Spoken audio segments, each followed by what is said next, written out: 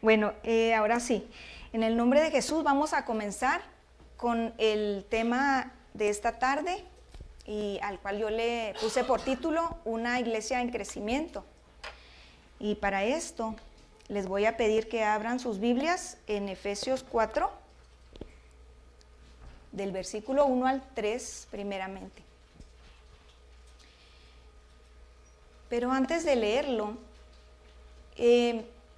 vamos a empezar hablando un poco de lo que es la iglesia, porque nosotros somos aquí una iglesia en crecimiento.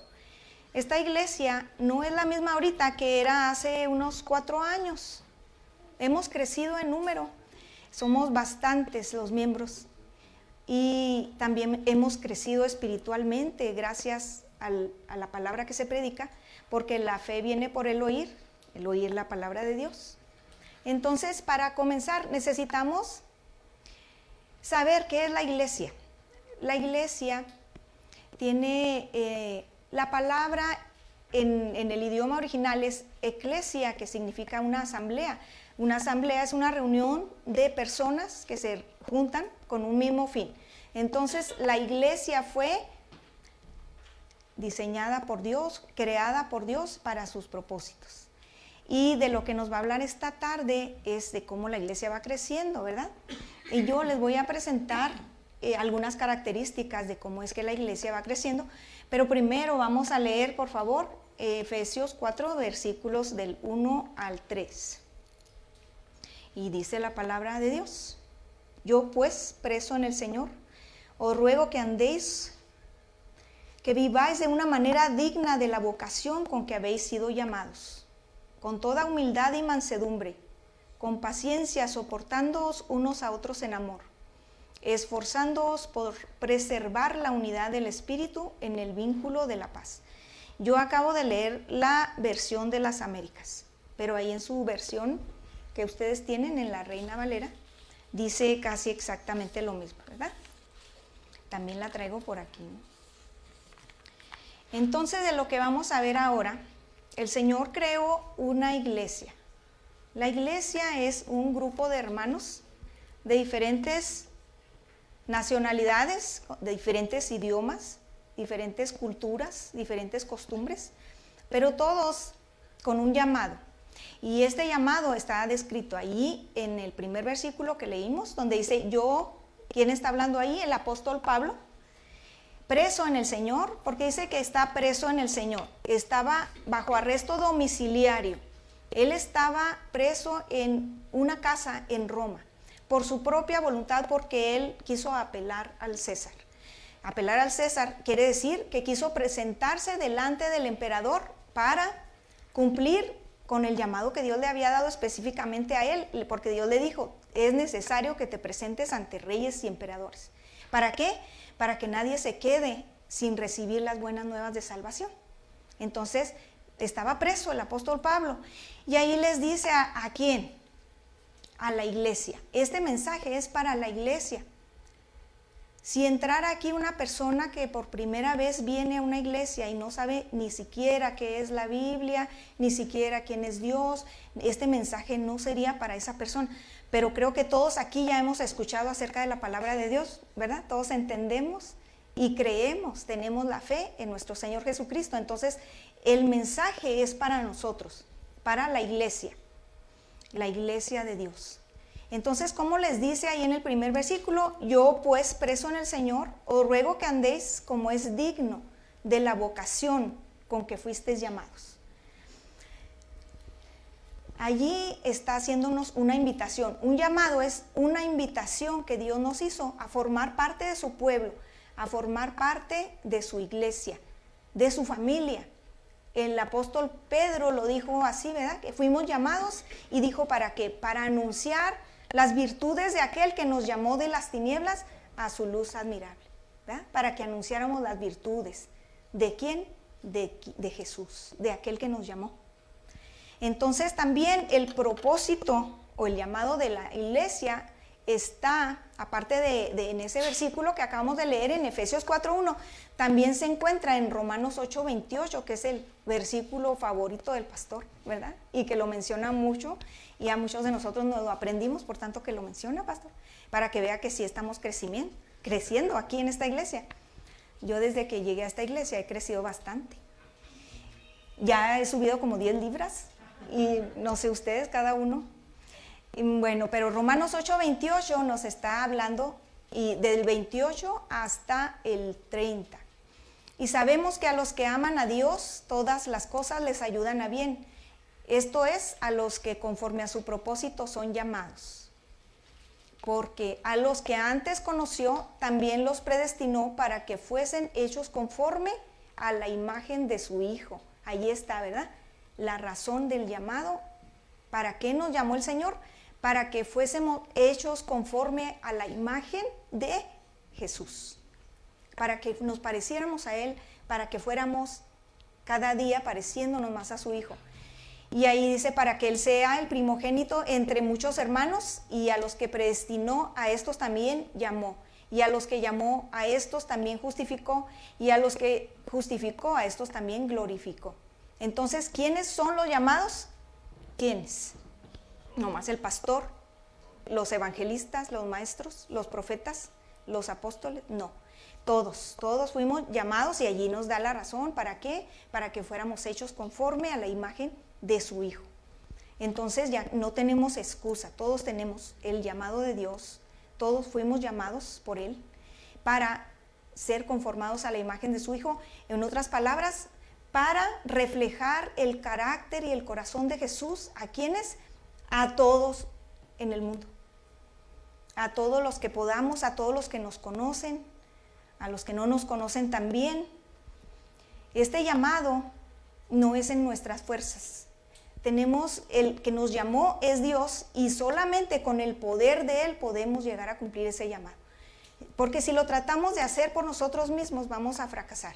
Por mucho que tratemos de imitar a los cristianos, de imitar el lenguaje de los hermanos, ¿verdad? Empezar a decir gloria a Dios, hermanos, y para todo, ¿verdad? Al saludarnos, hermana, y ya se nos olvida cómo se llaman las personas porque le decimos hermana y hermano. Pero no es por eso que nosotros vamos a ser hechos conforme a la imagen de Jesús, sino porque fuimos llamados. El llamado vino de Dios, el llamado es de Dios, y Él nos da el poder para poder cumplir con ese llamado. No hay otra manera.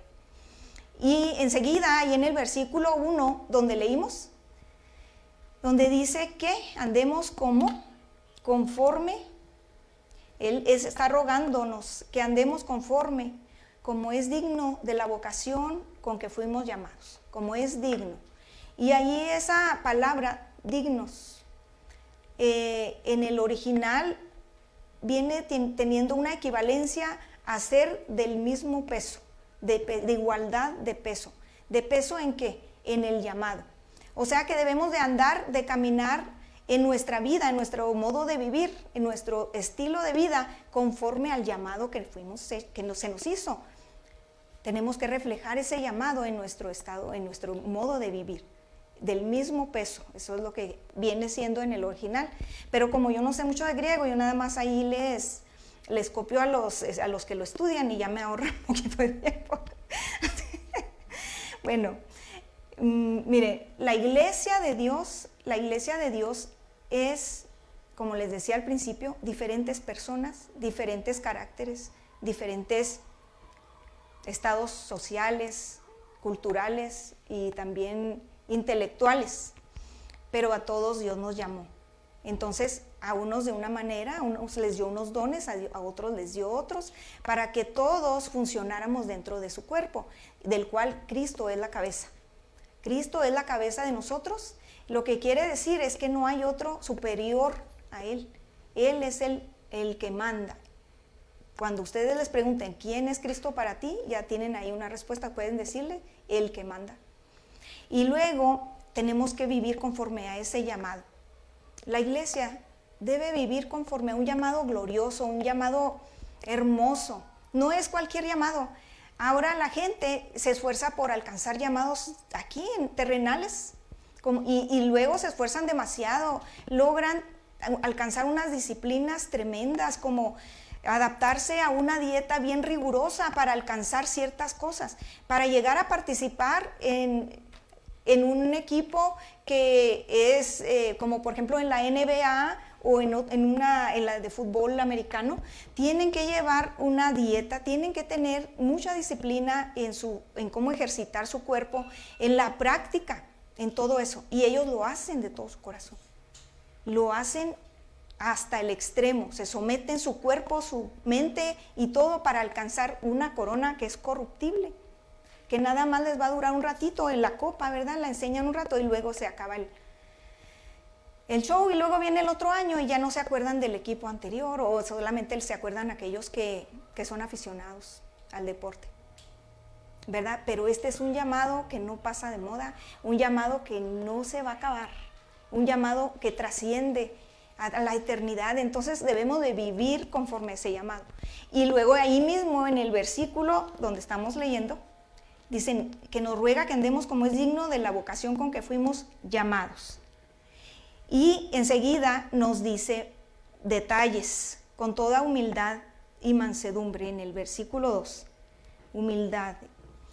Y de esto ya habíamos hablado, hemos hablado aquí muchas veces. ¿Y por qué es necesario hablarlo otra vez? Pues porque todavía no hemos logrado ser humildes. Y es necesario hablarlo muchas veces. Y la humildad no es otra cosa más que el lograr nosotros podernos ver a la luz de la palabra y a la luz de Dios, de los ojos de Dios. ¿Cómo es que nos ve Dios? Porque nosotros tenemos un alto concepto de nosotros mismos y no logramos entender que no estamos siendo humildes. Por más que nosotros tratemos de vernos como sí somos humildes, sí nos portamos muy bien, Dios nos ve de otra manera, hermanos. La palabra es nuestro espejo. Entonces, cuando nosotros abrimos esa palabra, nos damos cuenta de qué tan lejos estamos de ser humildes, de cuánto nos falta estar en humildad. Por eso lo volvemos a decir, el pastor lo ha dicho, pero de otra manera, ¿verdad? Hablando de la soberbia.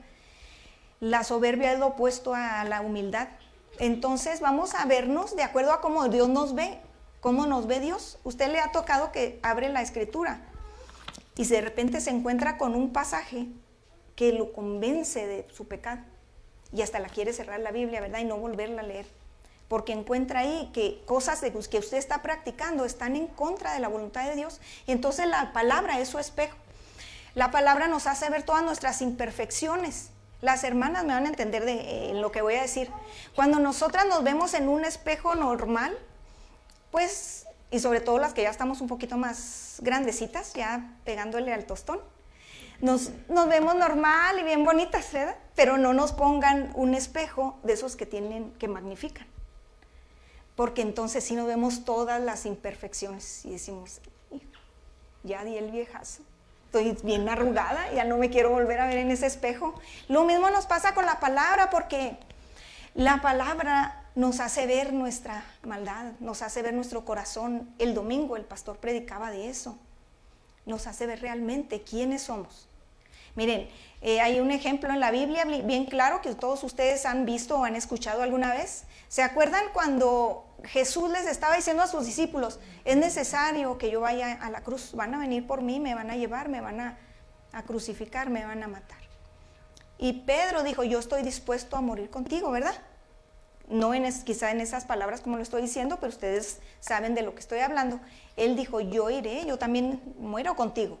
Y Jesús le dijo, antes de que cante el gallo, tú me vas a haber negado 3 veces. Y no nomás lo negó, hermanos. Incluso maldiciones. Dijo, ni conozco a ese hombre, porque tenía miedo. Cuando él le dijo, Señor, yo estoy dispuesto a ir hasta la cruz, a morir contigo. Él estaba confiando en su propia fortaleza, hablando de sí mismo, como él se sentía, como él se percibía a sí mismo.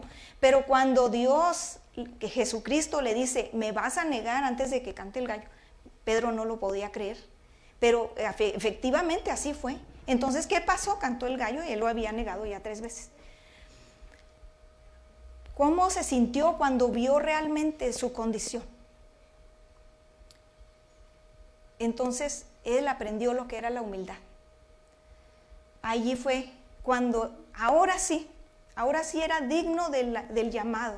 Ahora sí estaba en el mismo peso del llamado con el que el Señor le había hecho la invitación a ser parte del cuerpo de Cristo. Ahora sí podía ser un pilar de la iglesia. Cuando ya reconoció que él realmente era capaz de negar al Señor. ¿Cómo se sintió él cuando vio que realmente? Dijo, sí, tenía razón Jesús, lo negué, dije que no lo conocía. ¿Cómo creen que se sintió? Lloró amargamente.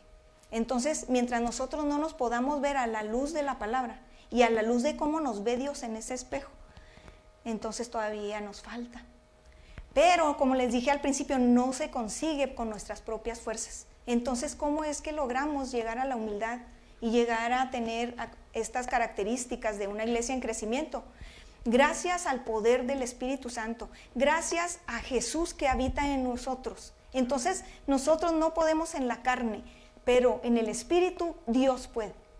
Porque Dios, que es nuestro Señor Jesucristo, venció y Él demostró ser humilde hasta la muerte, ¿verdad? Y muerte de cruz. Ahora, ahí mismo nos habla de la mansedumbre, que la mansedumbre es cómo respondemos nosotros a las demás personas cuando nos atacan. Es como la habilidad de ser capaces de sufrir el daño que los demás nos hacen y todavía seguirlos queriendo. Perdonarles la ofensa y todavía decirles, ¿sabes qué? Ya te logro ver como te ve la palabra, como me ve la palabra a mí, como me ve Dios a mí. Ya logro verte que eres pecador, ya logro ver que eres igual que yo. Todavía somos iguales, estamos en el mismo barco. Tú me ofendiste ahora, a lo mejor yo te voy a ofender mañana. Es la condición de nosotros. Dios nos hace ver nuestra verdadera condición y luego el Espíritu Santo, el poder de Él en nosotros, nos hace ser capaces de perdonar a quien nos ofende. No es de humanos perdonar. Es una obra solamente de Dios, el Espíritu Santo. Cuando a usted le han ofendido de una manera muy grave, que usted pensó esto, no lo voy a perdonar. Finalmente, usted a través de la comunión que tiene con Dios, con el Espíritu Santo, un día el fruto del Espíritu Santo fluye en usted y usted va con esa persona y le dice, ¿sabes qué? Te perdono. No fue usted, hermano. Fue Dios en usted. Usted no era capaz. Usted era capaz de cachetearlo, usted era capaz de dejarle de hablar y decirle, no te quiero volver a ver en mi vida. Usted era capaz de decirle, vete lo más lejos que puedas irte, no, nunca más te vuelvo a hablar. Pero el Espíritu Santo en usted, la obra de Dios en usted, sí. Eso es mansedumbre. Nosotros en la humanidad, en nuestra carne, somos como un caballo salvaje. Pero ¿qué viene a hacer el Espíritu Santo en nosotros? A domarnos de tal manera que decimos, me ofendió, pero lo voy a perdonar, porque a Cristo lo crucificaron por mí.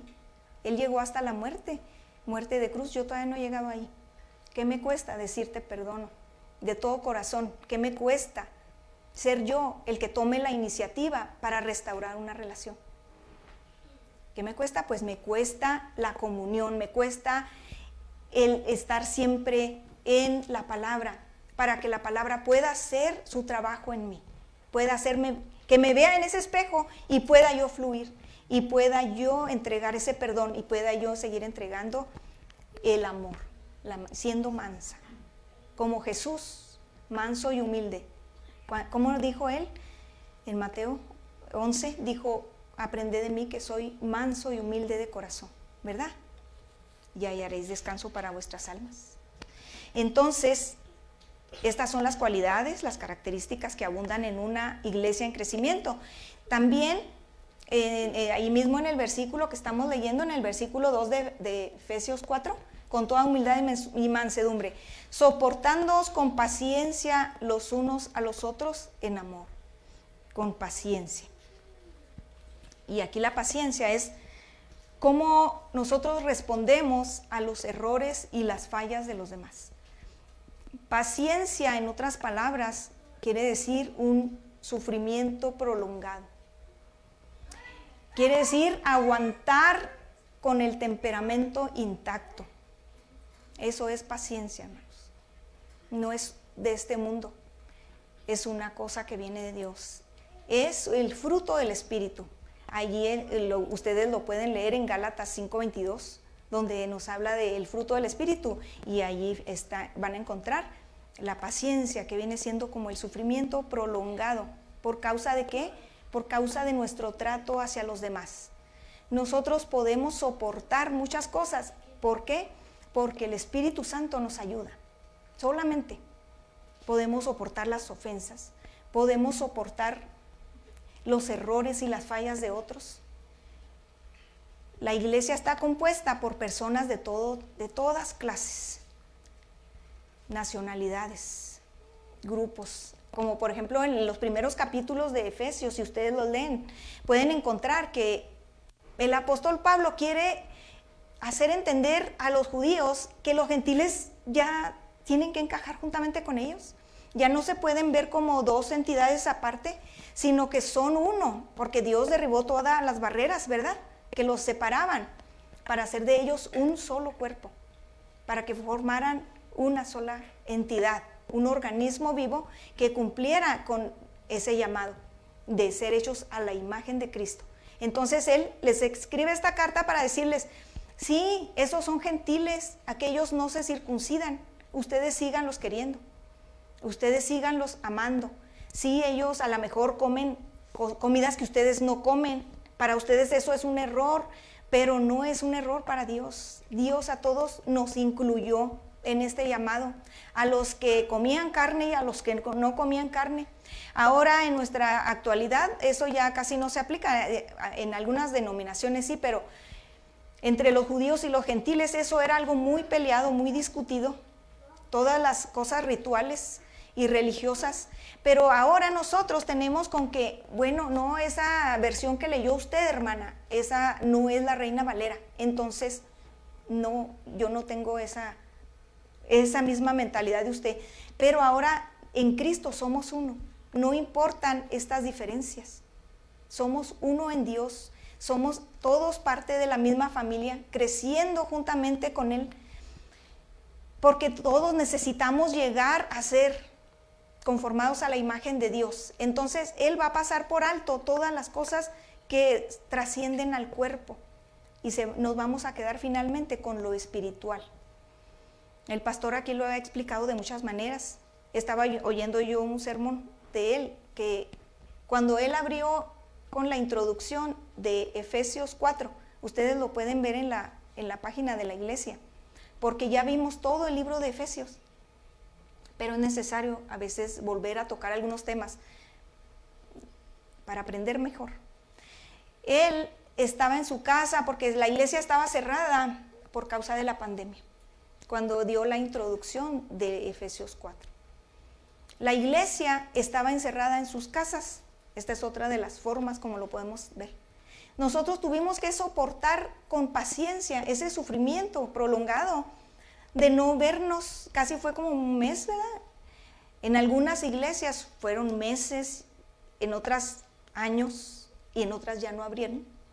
La gente tuvo que irse a buscar otro grupo para formar parte de esa iglesia local, para seguir siendo edificados, porque era necesario. La iglesia, la obra de Dios no se va a detener porque venga una pandemia y porque nos cierren un edificio. La obra del Señor va a seguir, pero nosotros necesitamos paciencia, tener una paciencia para con los demás. Sí, los hermanos a veces fallan. Ustedes me pueden ver errores a mí. Entre más me conozcan, más me van a ver errores, hermanos. Por eso a veces no los visito tanto, para que no se decepcionen de mí. Y yo al pastor y a la hermana le dice, ya los conozco mucho, ya les conozco sus errores. ¿Y saben qué pienso de ellos?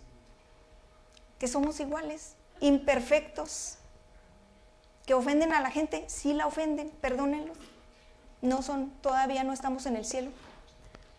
Yo también los pueda llegar a ofender alguna vez con alguna actitud, quizá a lo mejor no directamente con palabras, pero alguna cosa que yo haga los pudo haber ofendido, hermanos. Perdónenme, ¿me perdonan? ¿Me perdonan por alguna cosa que les dije? o les hice, ¿me pueden perdonar? Ténganme paciencia. Yo también les tengo a ustedes y les voy a seguir teniendo paciencia, porque somos la iglesia del Señor. Somos un cuerpo. Tenemos que tenernos paciencia unos con otros. Algunas personas se ofenden tanto en la iglesia que ya no vuelven. Qué triste, hermanos. Debemos de verlos como nos ve Dios a nosotros. Dios me sigue perdonando, aunque yo sigo cometiendo errores y sigo teniendo muchas fallas. ¿Por qué no voy a perdonar yo a mi prójimo? Yo no soy Dios. Entonces debemos tener esa clase de paciencia. Consideremos eso, porque esas son características de una iglesia en crecimiento. Y vamos a pasar a la siguiente, que viene siendo la unidad. Vamos a leer el versículo 3, ahí mismo en Efesios 4. Solícitos en guardar la unidad del Espíritu en el vínculo de la paz. En la versión de las Américas dice, esforzándoos por perseverar, perdónenme, se me está saliendo el inglés, esforzándonos por preservar la unidad del Espíritu en el vínculo de la paz. ¿La unidad de quién?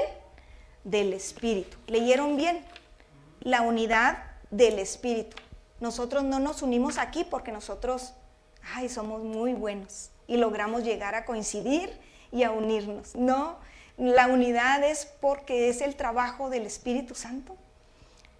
De veras que Él se merece aplausos, se merece reconocimientos, se merece, que todos estemos admirándolo continuamente. ¿Cómo es posible que pueda unir a tanta gente con tantas cosas diferentes? Sí, de tantas edades diferentes, de tantas culturas diferentes. ¿Sabía usted que la iglesia no es la misma que hace 500 años? ¿Por qué ha cambiado? Pues por la cultura, por las épocas. Cambia el vestido. Miren, ahora traje tenis. Me perdonan, como dice el pastor. En otras iglesias ni siquiera me hubieran dejado subirme aquí, porque lo ven como que la mujer no puede enseñarle al hombre, y tienen razón, ahí en la palabra dice. Pero este no es una predicación, no es un sermón, hermanos, es una conferencia. Es una enseñanza bíblica. Entonces, tome lo que es para usted, ¿verdad? Entonces, ¿las cosas cambian en la iglesia? Sí. Hace algunos siglos, jamás una mujer se hubiera podido parar a dirigir unas palabras a la gente, a la audiencia. Y ahora, mire, bendito Dios, ya lo superamos. Gracias a Dios. Y todo es por la unidad. Se me olvidó pasarle aquí, ¿por qué no me dice? La unidad. Entonces, ¿cuál es nuestra responsabilidad? ¿Unirnos? No. Nuestra responsabilidad es mantener la unidad, guardar la unidad. O como leímos aquí en la versión de las Américas, esforzándonos por preservar la unidad. Entonces, ya el Espíritu Santo hizo su trabajo de unirnos. Ahora, pues, ¿qué nos cuesta esforzarnos tantito para seguir unidos? No nos cuesta nada. Estamos haciendo bien. Mire, antes los jueves veníamos nada más como 10 o 15 personas. Ahora venimos más personas. Esta cantidad de personas que hay ahorita era la que había en los domingos. Y ahora es jueves. Imagínense si no ha hecho el Señor crecer la iglesia. ¿Verdad que merece el Señor un aplauso? Sorprendente, admirable. ¿Quién puede lograr eso? Fíjese, a pesar de todas nuestras debilidades, nuestras fallas, Él lo hace. Qué bonito. Gracias a Dios porque nos ha hecho parte de la iglesia. Somos su cuerpo.